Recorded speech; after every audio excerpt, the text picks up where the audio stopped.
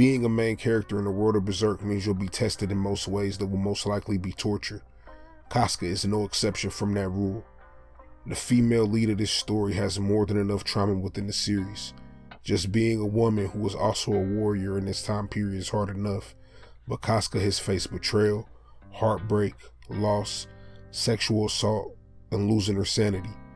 None of those things are where her trauma begins, though. Casca was born the sixth child into a very poor family that lived in a small, low-functioning village. It was common for villagers not to eat for 3 days at a time. Many people would die in the winter due to starvation and weather, and due to the location of the village, it would sometimes be caught in the middle of war, and also be destroyed in battle. Casca developed a pessimistic view of the world, believing that darkness and suffering of life is just the way that life is. No way it can be changed or no reason to expect more. That's just life. A nobleman passed by one day and said he was interested in Casca as a servant. Her father accepted the offer. One less mouth to feed, and Casca would surely have a better life. This was wrong because the nobleman's intentions were not pure. On the way to the castle, he revealed his true goal by attacking Casca as he got ready to sexually assault her. Griffith emerged, slicing the man with disdain for his entitlement. He gave Casca a choice by throwing his sword in her direction and telling her, "If you have something to protect, then take the sword." Casca was in disbelief, feeling like this is the first time in her life an angel has come to save her. She picked up the sword, and the nobleman, full of rage, ran into it as Casca raised the sword to protect herself. Griffith comforted her after this and began to leave as if nothing ever happened. Casca, with nothing promising for her ahead, decided she wanted to go with Griffith and his men, promising she'll learn to fight and join them in their goals. Griffith told her she's free to do whatever she likes, but she may be risking death. That meant nothing to her because she faced death pretty much every day in her life. She accepted this offer and her trauma would be present with her for the rest of her life. Casca's trauma is very particular. It almost seems non-existent when you first meet her. She's a commander in Band of the Falcon, intelligent on and off the battlefield, very tough, takes no shit, and is highly respected by Griffith. She has never come across as someone who needs to be saved or who isn't capable in any way, yet her trauma was written all over her. By the time we see Casca meet Guts, we see how hard her external self is. She is rude to Guts and is very mistrusting of him in his early days at the Hawks.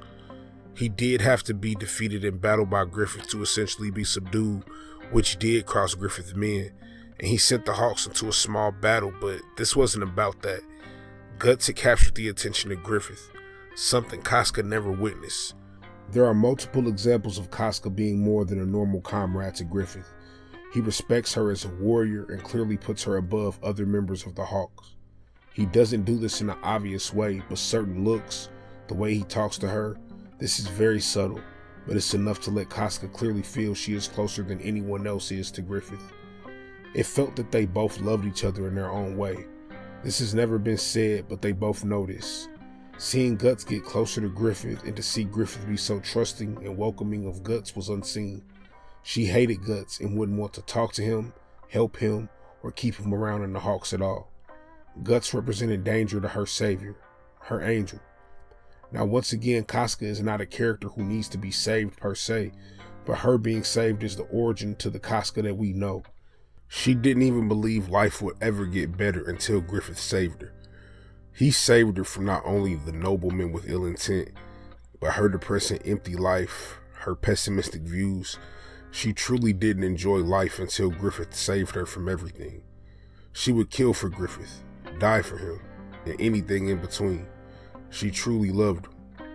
Griffith doesn't only represent the man who saved her from sexual assault, but the man who truly saved her life in every way. He saved her from trauma, but in a way he manipulated it. Griffith is highly intelligent and he knew of Casca's dedication and the love she had in her heart for him. She would do anything for him no matter what. Griffith never took advantage of this, but it kind of felt like he knew he could, and she knew she would do whatever he asked. Casca was in love with Griffith when Guts first appeared, but fell in love with Guts too the more she began to know him. After Griffith had been captured, her and Guts lost their virginity to each other. This caused both their feelings for each other to become deeper. After they saved Griffith, he notices Guts and Casca are closer and their bond is deeper. He knows she now sees Guts as she sees him, or maybe she views Guts higher than Griffith. This would lead to Griffith violating Casca at the eclipse, to show his power and his dominance over her. Casca's trauma is not like anyone else's in Berserk. As fearless and determined as Casca is, ever since she's met Griffith, she's had him to lean on. Her angel sat above her and watched, whether she needed it or not. He would be her salvation.